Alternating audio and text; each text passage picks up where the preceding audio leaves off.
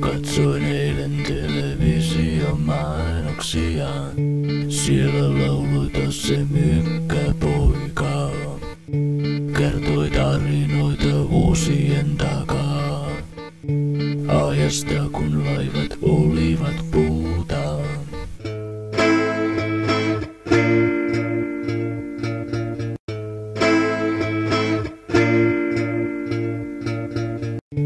Tänään keksitään ikuinen elämä vielä. Mykkä vanhus puhkuu laulua uutta.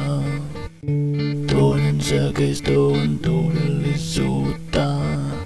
Eli täysin vääränlaista vaikuttaa.